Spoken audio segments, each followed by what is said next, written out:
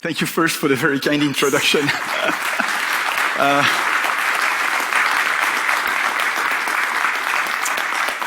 That's a quite unusual introduction, so I'm not so used to that. So thank you very much, Luigi. I wish also to thank the organizing committee for having given me the chance to be here and talk to you. As you will see, I have prepared something especially for you, which is perhaps a lecture more than a keynote, and it's been prepared especially for this purpose.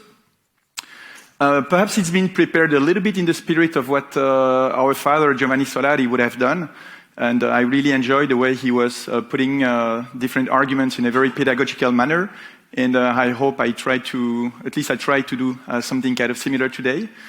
And so I will address the question of envelope reconstruction with equivalent wind loads. All right, but first, just to set up the exact environment in which we are going to work, I will right on pass again the word to Luigi for a few minutes. Thank you, Vincent. Well, what is the idea behind equivalent wind loads? The idea is to replace a complicated load with something simple, something that we can calculate, we can manage simply, and must be equivalent in some way, so produce the same effect of that. But the framework is complicated, because a load can be static or dynamic, can be deterministic or random, stationary or transient. And we want to compare that with something in which terms, equivalent to what?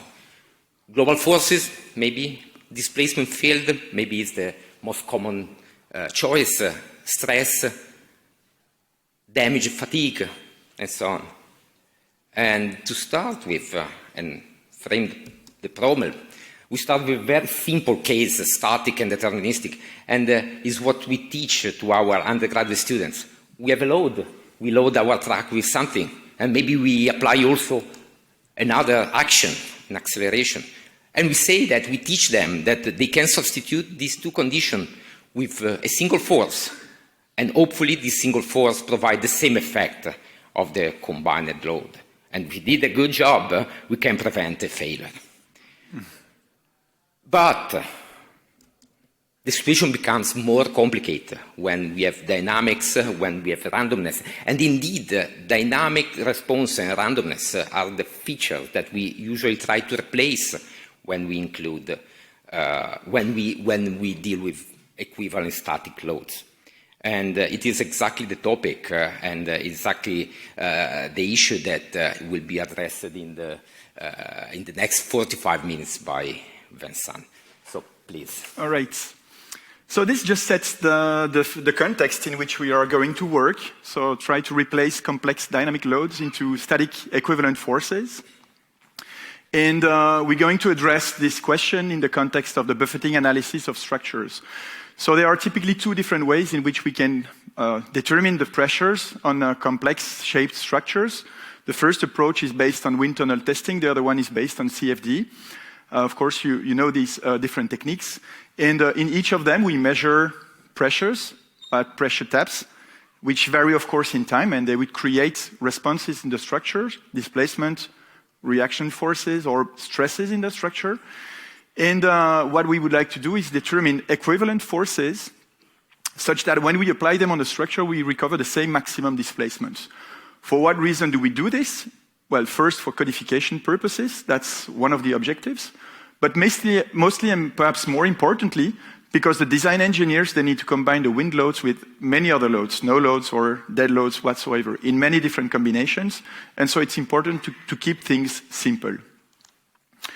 So the first part of my presentation will be devoted to equivalent static wind loads. And then once we have discussed or reviewed this basic ingredient, then we will see how we can use them in order to solve another problem, which is called the envelope reconstruction problem. All right, so to start, it's difficult to skip the concept of gust response factor, with which we are all, I think, very familiar.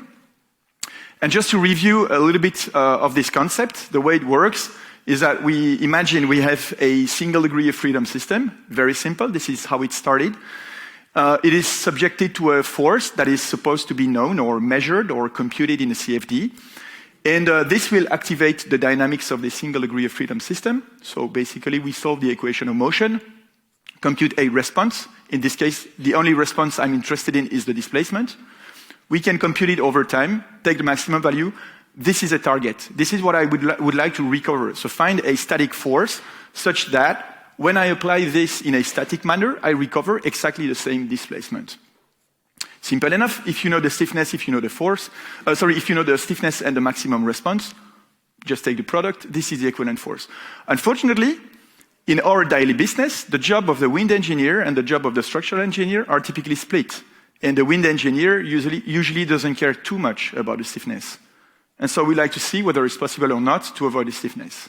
And so at these early stages of the derivation of equivalent static wind loads, there were a bit of mathematics done in such a way that you can split maximum value into average plus fluctuation, a very simple peak factor times standard deviation.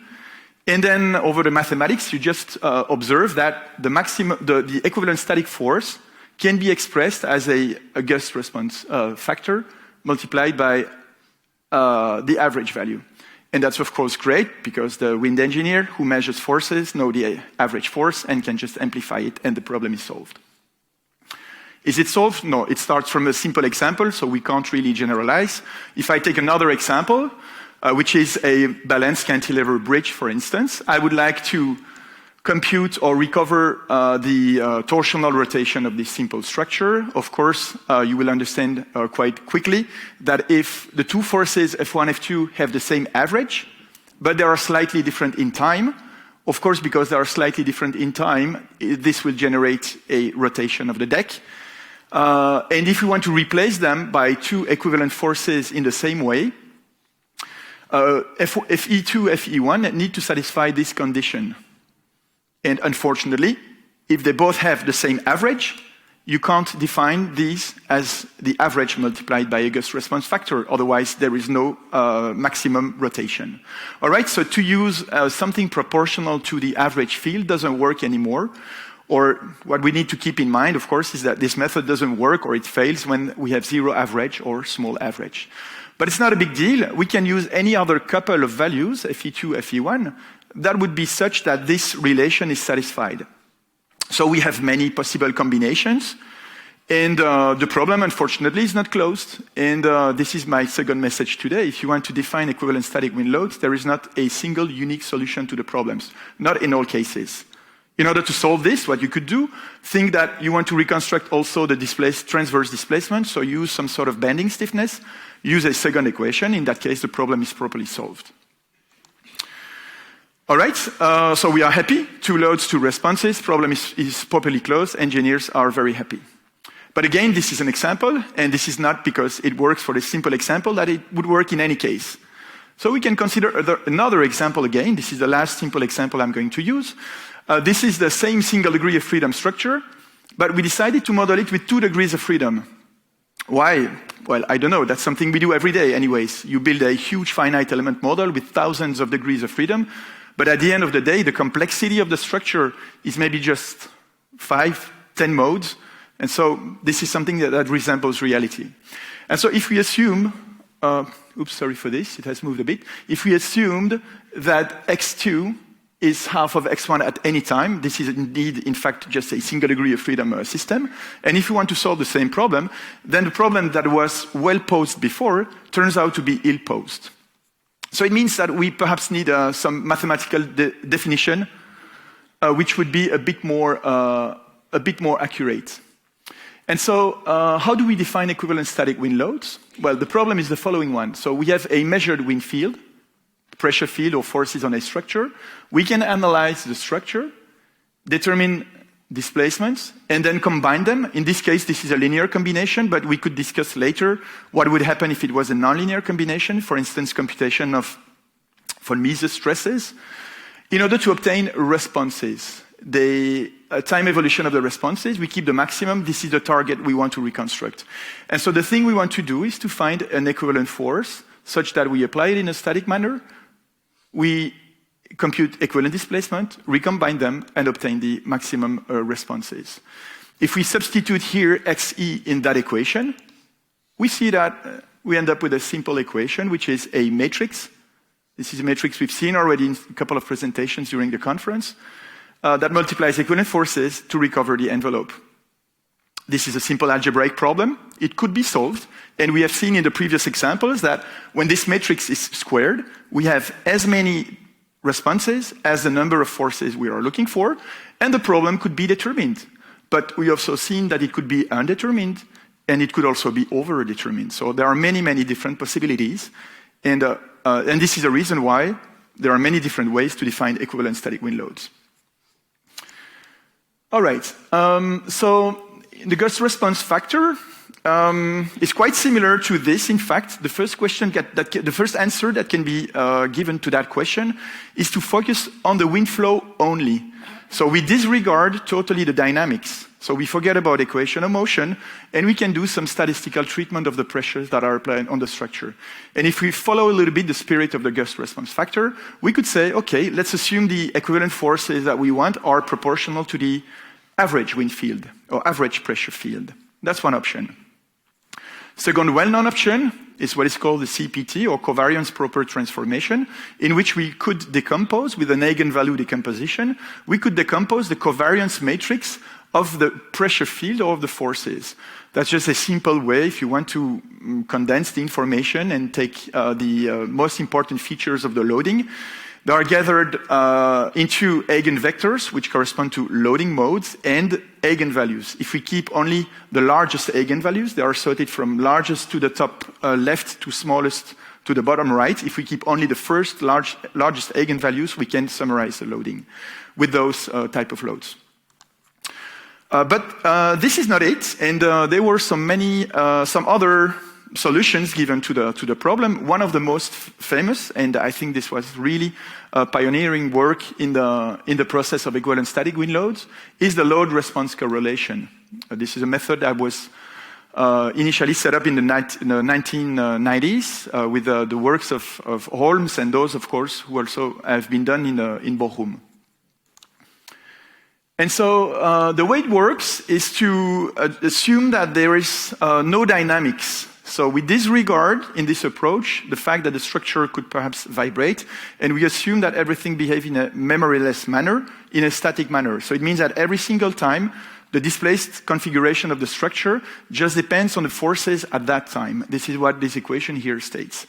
So it means we don't really have to bother anymore about expressing responses as a function of displacement. We can express them right away as a function of the applied forces. It's kind of the same.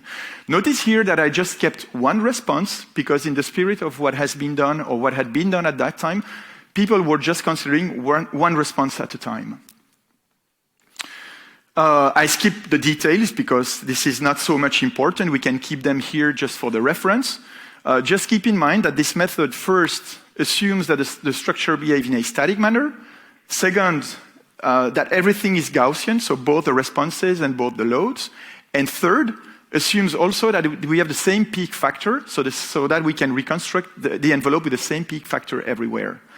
And what it says, it just says that the equivalent load-response correlation forces that you need to apply in order to recover a certain, let's say, displacement somewhere, is expressed as a product of the correlation coefficient between that displacement and the measured force multiplied by the maximum force you're interested in. It actually corresponds, this can be demonstrated, I don't want to show it here anymore. It corresponds, in fact, to the most probable measured force corresponding to occurrence of the maximum displacement or the maximum response you're interested in. So the method, and I think this is really why it was famous, has a very simple physical interpretation. And it's been translated into what is called conditional sampling technique, where, in a very simple manner, if you have measurement in a wind tunnel, you measure forces at different pressure taps. This is just one example of one pressure. You compute responses, so the displacement in the structure, by solving the response of the structure. And what it says is that when the structure or the response reaches its maximum value, just look at how much was the applied force. And that's just as simple as that. All right, so if these perhaps are negative aspects of the method. It has very interesting positive aspects. And the most important one, I guess, is the non-overshooting of the envelope. What does it mean? It means that if you define an equivalent static wind load in that manner, you apply it on the structure, and no matter the other responses you would like to look at, nowhere you will find responses larger than those you would have obtained with the dynamic analysis. And that's super important. Under the three hypotheses I've given before, this can be demonstrated. It's a direct consequence of Cauchy-Schwarz's theorem, so this is something that is really, really solid.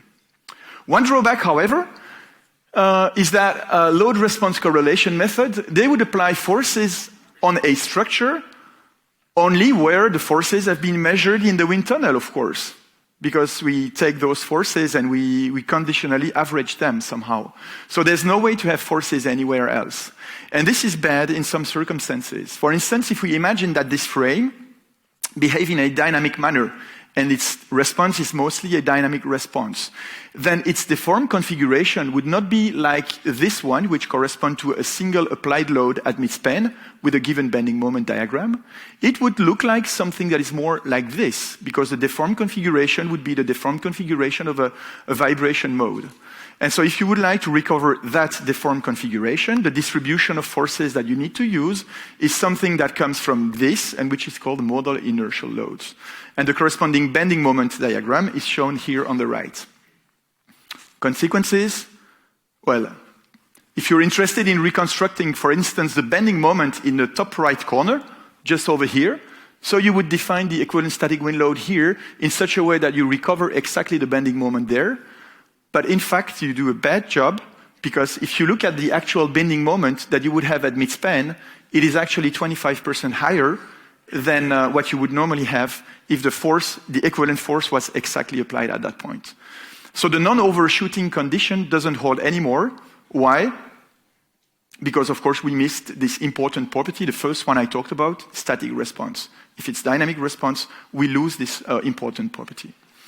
All right, and this is also just to say that if you're a design engineer, and if you work with wind tunnels or CFD guys providing equivalent static forces, you should not necessarily be afraid to see that they would provide forces at other places of the structure than just those where they have measured forces, right?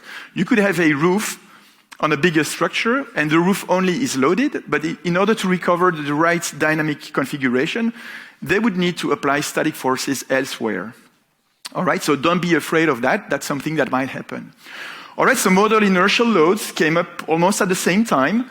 And I'm sorry for the floating stuff sometimes. I'm sorry about that. And so the assumption for the modal inertial load is that the displacement is proportional to a mode shape. So phi here is a mode shape, that's a magnitude. Or in very short, this is exactly what I've introduced before. You need to apply forces in a different sort of configuration in order to recover the right deformation.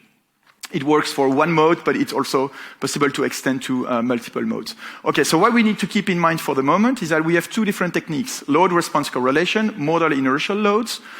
The first one works for background response, so when the structure behaves in a static manner somehow. The other one works perfectly when this is dynamic. And so it means that the first one works when the power spectral density of the response looks like this, you see background, and the other one like this, resonant. Unfortunately, in our daily business, power spectral densities of anything we look at in real structures is something that is more like this. So a little bit later, what happened? We had a few other techniques which aimed at combining these two simple methods. And the way it works is to define equivalent static wind loads by weighting the static wind loads coming from the load-response correlation and the equivalent static wind loads coming from the modal inertial loads. And the weighting coefficients, WB, WR, are expressed somehow like this. And you can see, for instance, that if the response is fully background, so quasi-static only, this turns to be equal to 1, this turns to be equal to 0, and we recover the load-response correlation. And the other way around, if the response is fully dynamic, we recover only modal inertial loads. So somehow we generalize the concept and make sure we have something that fits in those intermediate cases where we have a bit of the two components in the response. super interesting because actually it will restore this non-overshooting property. So again, it's possible to demonstrate that if you use this sort of combination, there is no overshooting at all. Okay, I want to skip the fact that there were different variants of that method without modal correlation, with modal correlation, and some more advanced also approaches. The one I will use in the rest of this presentation is the one proposed by Shen and Karim, 2001, using modal correlation. Modal correlation, why? Because I want to illustrate all those concepts with a very simple example, which has been designed just for the purpose of this talk, and in which we have a quite dense density of natural frequencies, so modal correlation is just important. So the example is as basic as we could imagine. This is something that would mimic somehow a viaduct, if you want. It's a 7-span viaduct, almost equal spans. I just decided to take the last span slightly longer in order to create some asymmetry in the structure. You see the mode shape is not perfectly symmetric. The wind loading is super academic, very simple. So drag only, doesn't really make sense, but it's okay. This is just for the purpose of the example. Power spectral density is borrowed from Eurocode. We have linear loading, so everything will be Gaussian. I want to be in the hypothesis of the problem. We have 84 finite elements all along the beam, so 85 different nodes. And the analysis was carried out in a time domain simulation just to try to mimic what we could do in a wind tunnel. So it means that I generated a sample of the wind field, so the wind pressure, and then I did the analysis, time domain analysis of the structure, computed the displacement at midspan over here, for instance, at midspan over there, for instance, and this is the result that I would like to reconstruct with equivalent static forces. So what we could observe, if you look at the power spectral densities of those displacements, is that the response, this is a log scale, pay attention, this is a response that is mostly resonant. And then I will, in the following of this presentation, I will focus on some responses, and the responses I want to focus on are the displacement at each node of the model, so 85 displacement, and bending moments in the structure at the same 85 locations. So in total, I have 170 responses that I would like to reconstruct. And so based on the time series, of course, this is very simple to compute the standard deviation of the displacement everywhere or the bending moment everywhere. I assumed zero mean to make it simple because the average field is something that can be discussed in a separate manner. I used, to make it simple, the same the same peak factor. And this allowed me to construct these envelopes. Okay, so we have at every single section, maximum displacement, maximum bending moment. You recognize the typical shape of bending moments on supports where you have negative bending moments. And I'm going to compare or present what we could do with the different approaches. Okay, so first, CPT modes. The CPT decomposition, so the covariance decomposition of the pressure field, would look like this. This is quite standard. If you're used to that, you recognize four shapes that you've already seen elsewhere. I want to focus on two of them. The first one, because it's kind of constant across the whole length of the structure. And this is also quite similar to what we would have with a gust response factor. It's quite similar to the average value. So in order to save a bit of time, I will discuss with this one only. And then I will also discuss it with this one because this is a 7th CPT mode. It has 7 wavelengths, which is also equal to the number of half waves we have in the mode shape. And if you apply the concept of double modal transformation, it would say that they fit. So this is a combination that needs to be taken into account.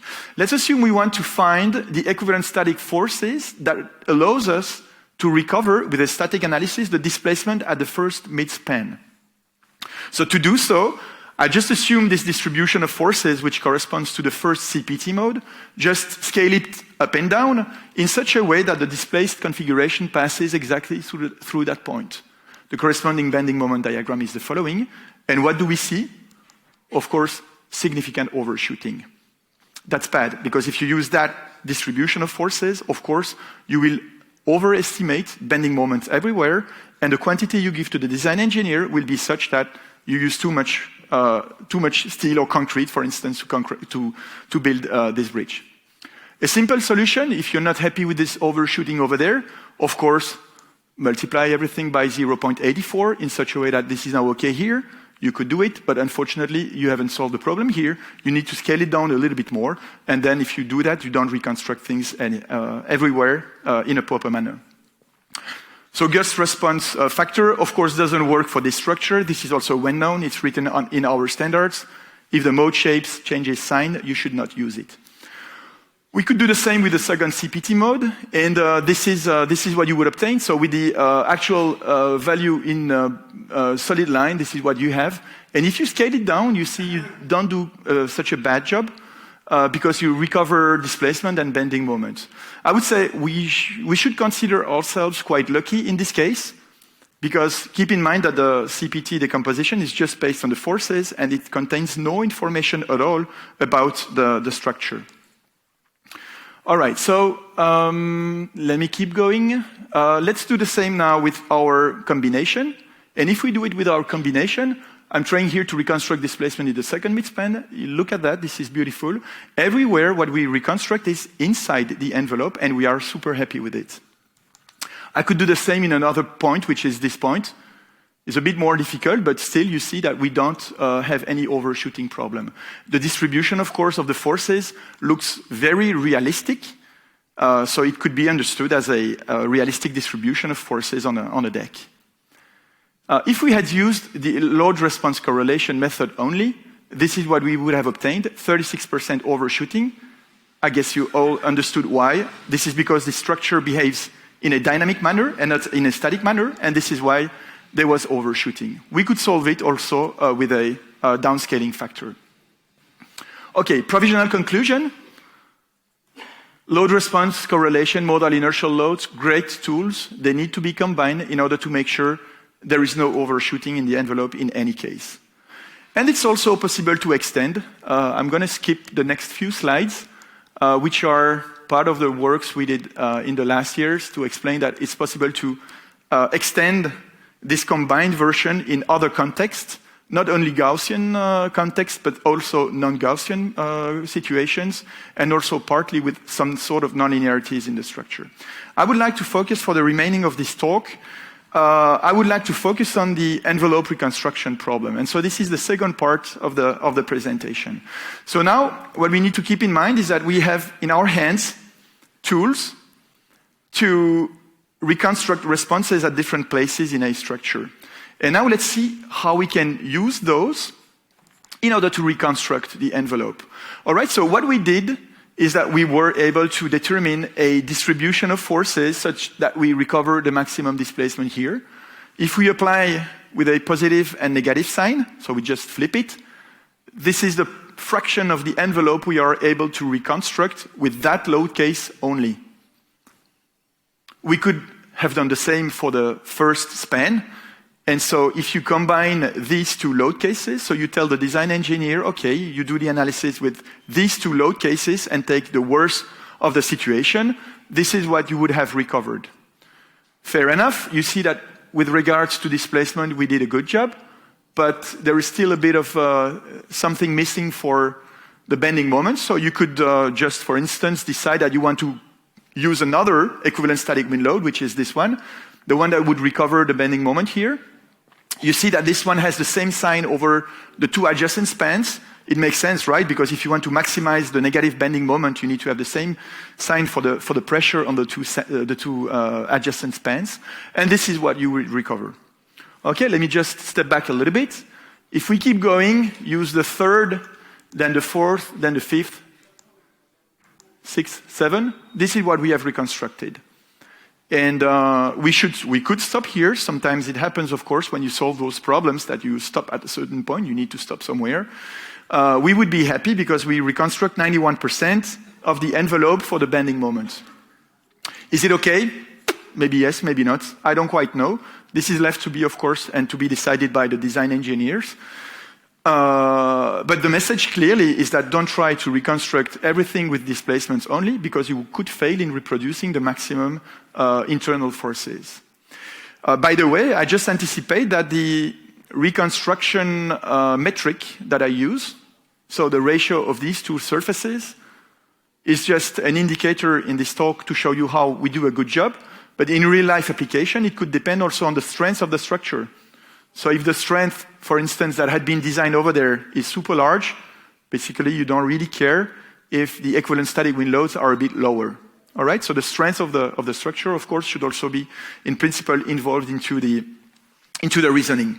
If you decide to also add the 6 bending moments on the supports, this is what you would reconstruct, and from 91%, now we go to 95.4. So did we do a good job? We used 13 equivalent static wind loads. I think it's fair to wonder whether or not we did a good job. This is a progressive reconstruction of the envelope in terms of this metric. I've displayed this metric here, both for the displacement and for the bending moment. So you see that we started from 1 equivalent static wind load, where for the displacement, we reconstructed about 35% of the envelope. After the first 7 equivalent static wind loads, the reconstruction for the displacement was almost perfect. And then we added a few equivalent static wind loads related to the bending moment in order to increase from 91% to 95%. Could we be more efficient? That's, of course, a question that is natural to ask. Why did we use 13? Could we use 12 instead? Or maybe 11, maybe 10? Because, of course, the design engineer doesn't want to use too many load cases. Keep in mind, this is a very simple example, but your real-life example, so cooling towers, large roof structures like those we have seen yesterday, are much bigger and would require, definitely, if you use this approach, many more load cases. So we need to try to find a way to reduce it.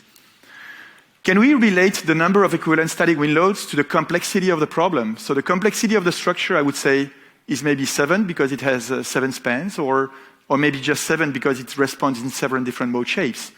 So why do we need 13 equivalent static wind loads? And in some cases also, it might be difficult to identify the best responses. In this case, it was very easy to say, okay, let's just look at mid-span displacement or bending moment on the supports. But in reality, that might be much more complicated. And so for these reasons, perhaps we need to set up again the problem in a right mathematical framework and try to pose it and try to solve it. So if we define the envelope as a generous set of structural responses, so Z max, there would be many of them, right? All displacements everywhere, bending moments everywhere, or axial forces, if this is a truss, everywhere. And try to find the sequence of equivalent forces in such a way that when you run static analysis with them, compute the equivalent displacement, and then from them recombine to get the maximum responses. You could reconstruct the envelope of these. That's the reconstructed envelope. You would like the reconstructed envelope to be as close as possible to the target envelope you had at the beginning. That's exactly the objective of what we want to do. I don't want to interpret this sort of metric in a too strict manner. It could be left with a kind of freedom according to what I said before. All right, so this metric, so the envelope or the reconstruction of the envelope could be discussed with respect to absolute value, relative values. Pay attention that there might be unit issues if you want to combine in the envelope displacement, bending moments, and so forth. Of course, you need metrics to scale them. We can also consider the strength as has been already discussed. 2 constraints. I would like the equivalent forces to be realistic, though they should look smooth or realistic as wind loads, equivalent wind loads. And perhaps also the number of wind loads we want to use should not be too large. There is some freedom. I've discussed about over and underestimation already. So I will just again briefly touch the point, but not too much. All right, so instead of our simple reconstruction based on engineering judgment, what could be done is a sort of adaptive descent solution in which you would start from an initial point. Let's assume we could identify that this response is very important, so we start from there, compute equivalent static loads, see what we have reconstructed, and then look around and see where we did the worst job. And the largest difference between what we would like to reproduce and what we have already reproduced is over there. So the next one that you will consider for reconstruction is definitely this one. And you can do this in an iterative manner. You understood exactly what I mean. And so this is what you would obtain for the reconstruction rate. Of course it goes much faster because we pick at each time the one that is the worst reconstructed, and so it goes very fast. So what would be the quality of good reconstruction algorithm and bad reconstruction algorithms? The quality of a good reconstruction algorithm is definitely someone that grows very fast, and that starts here very high. But the quality also needs to be such that we want to converge to a unit value over here. So I mean, if you increase the set of equivalent forces that you consider, of course you would expect that the whole envelope would be reconstructed. If the convergence value here, the final value here, is not equal to 1, or if this is too low, then it means this is a bad sequence. Okay, so I talked again about the freedom, so overestimation and underestimation. Let's imagine the design engineer tells you, okay, I want no more than 10 equivalent forces. So you would pick naturally here displacement plus, for instance, bending moment on those supports. So you're left with this, which is unreconstructed. So you could still again call the overestimation, multiply or increase everything by 10%, or 20% in order to reproduce a larger envelope. Of course, you reproduce much better the envelope, but this corresponds to overestimation of bending moments, and you will still, however, have some perhaps unacceptable underestimation of the reproduced values. This is something that needs to be discussed typically with a design engineer, because we don't really realize this when we are on the wind engineering side.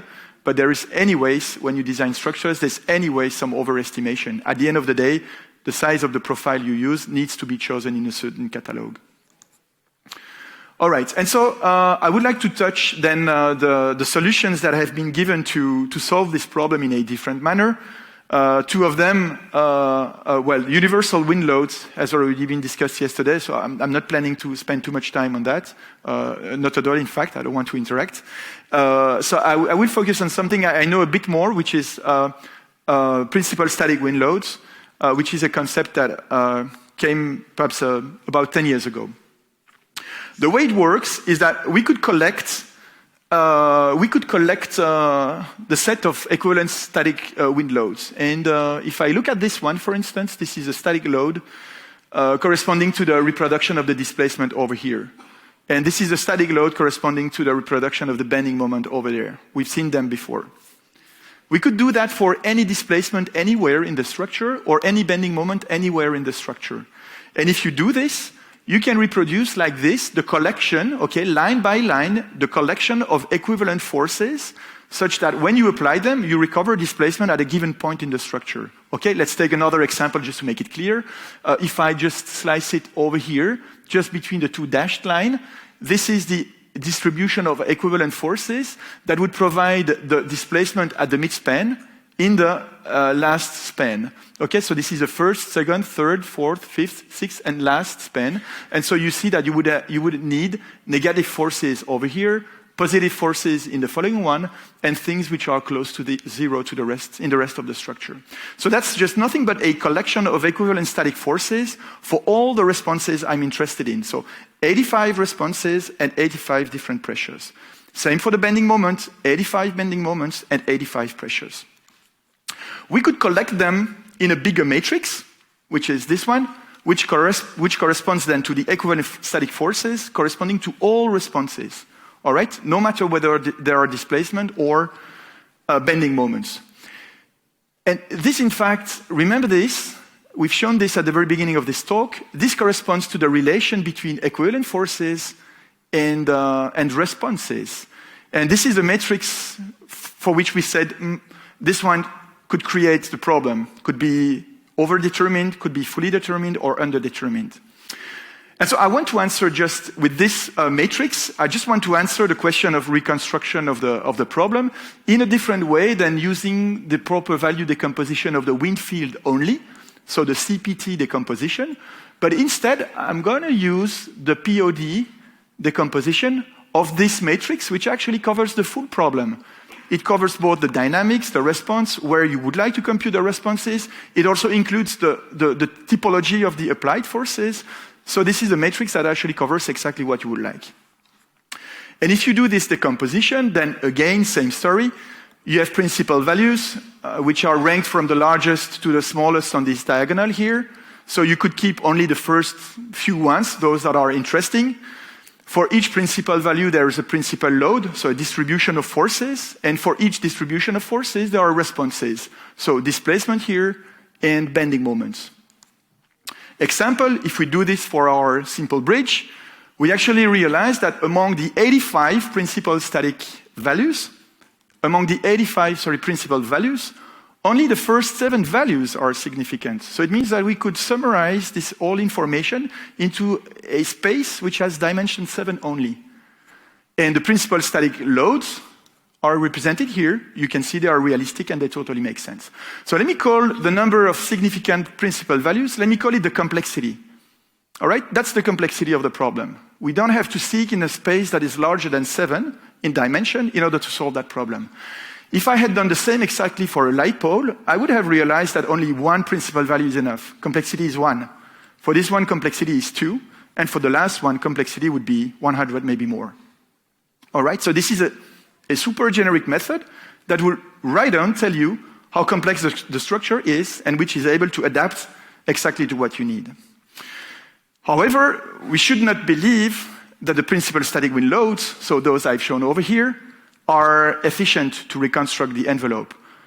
They are just the set of forces such that whenever you combine them, you can recover all equivalent static forces. It doesn't mean they can recover the envelope because this is a nonlinear problem. All right, demonstration. First principal static load. This is what we recover. Second, third, fourth, and then it doesn't move so much anymore. These are the first 7 modes. And so in terms of reconstruction, we see that we start high. Okay, so we have a very good start. This is expected, of course, because the first principal static wind load is the one that carries the most important information about equivalent static wind load, so we do a very good job at start. But however, you see that we do not converge very well, and it has a poor terminal reconstruction rate. So there are a few solutions to the problem. Of course, these are open solutions. Everyone is free, of course, to use his own solution to that if you want to start it that way. First, allow some overestimation. So if you increase everything by 20%, this is done, everybody is happy, except perhaps the client, because he will have larger forces to apply on the structure. But that's one solution. Use some principal static wind loads. For instance, here, up to, I would say, half of the complexity. So if complexity is equal to 7, you divide it by 2, that's about 3. And then from there, you see that we do not move anymore. So what you could do is from there is to continue with an adaptive descent, which will allow you to gain and to keep on increasing. Okay, so that's one solution. So first use principal static wind loads, and then you complete this set of distribution with something else. Other possibility is to linearly combine the principal static wind loads. And this is the solution that I just want to extend a little bit more on during the last few minutes we have. Let's imagine we have 2 equivalent static forces, Fe1, Fe2, and let's try to see how it works when we combine them in a linear manner. Why do I tackle that problem? Because I'm planning to combine principal static wind loads, and to make it simple first, I'd just like to understand how it works when I combine equivalent static wind loads. W1, W2 are those combination factors. They range here from -2 to 2. And what we can say is that at this point, for instance, you see this is 1, 0. It means that we are at the limit of the overshooting of the envelope.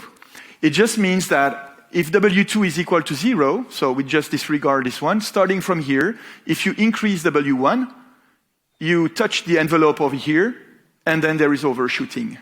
All right, it makes sense. You just increase the load that you apply, and you're not allowed to go too large if you want to avoid overshooting. The same holds in the other direction, and the set of green points correspond to those combinations of W1, W2, such that we don't overshoot the envelope. This is just a slice. This is just a slice into the whole set of equivalent static wind loads. I could decide to combine, of course, more than 2. I could use 3, 4, 5, but it gets a little bit more difficult to illustrate. Okay, but in principle, if you want to illustrate this, this is an ellipsoid in a high-dimensional space, and the size of this ellipsoid is very nasty. The principal axis that you see might be totally different in length. You could want to do the same with the principal static wind loads, And if you do the same with the principal static wind loads, you would realize that the shape that you obtained is much more isotropic. And it totally makes sense. Again, this is a property of the POD, the decomposition we did before, is to make a shape here that is as isotropic as possible. And this is interesting, especially when you go to higher dimensional spaces, because this circle tends to be a sphere, almost sphere, while the other one tends to be an ellipsoid. And if you want to find optimal solutions in there, this is way easier to do it in a space that has a smart or a simple shape than something that is a little bit more different. How would we reconstruct? So that's the reconstruction rate of the envelope. How would we reconstruct the envelope with combinations? Well, if you use W1, W2 both equal to 0, of course it means 0 force, you don't reconstruct anything. If you use 1, 0, that's the combination we have seen before, that's about 30% reconstruction. Same here, it's a little bit better, so it means we should have started with a second response instead of the first. But this is how you would reconstruct the envelope. And you see that with the principal static wind loads, we can reach larger values, especially in this range. But again, think that this is just a slice in a hyperdimensional space. And we could reach even much larger values in a very simple manner if we combine the complexity. So if we combine the number of principal static wind loads corresponding to complexity, so 7, just the number of principal loads that we need to use in order to reproduce the response, we could find them. In this way, I have used a random walk approach in this 7-dimension space, which is something that is not so complicated with respect to everything I've seen in AI these days. And it gives me optimum value for the combination of the first 7 principal static wind loads that would reconstruct the envelope. This is the first combination I see for the distribution. This is the reconstructed displacement and bending moment. This is what I have with the second. This is what I have with the third. And you see that now displacement, before we needed 7 load cases, now with 3 only, we did already a very good job. And of course, again, I said this problem is very simple. That's much more impressive when you work with much more complex structures. And if you work with a set of 10 combinations, you see that the displacement are reconstructed very fast and the bending moments also very fast. What's the interest of this method? This is interesting because you can provide to the client or to the design engineer a minimum number of sets, and on top of that, you would provide him or her combination coefficients. And this is something design engineers are used to. They would like to have a small amount of information with regards to load cases, but they are really used to combine them in a very simple manner. All right, so that was a solution of the the reconstruction of the envelope problem. So now we need to look a little bit further away and see, okay, what did we miss? What didn't I talk about?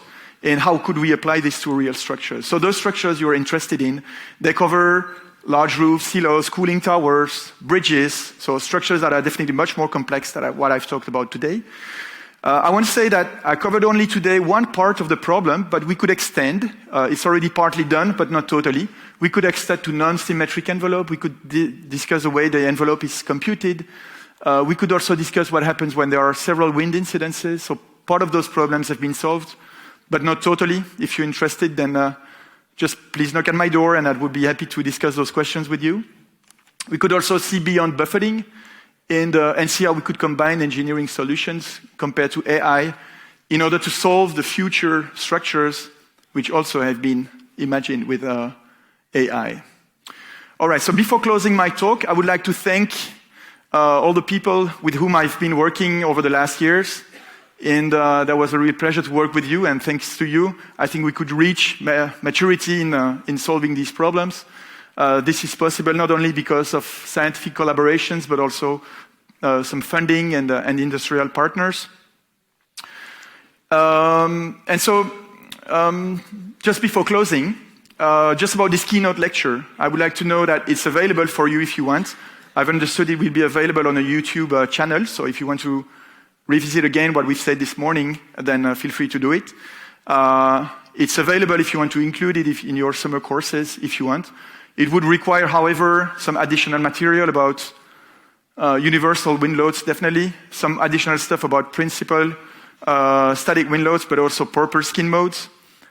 The equivalent spectral model is something that also has been designed in order to address the same questions, and definitely more realistic applications, which I had no time to cover over here.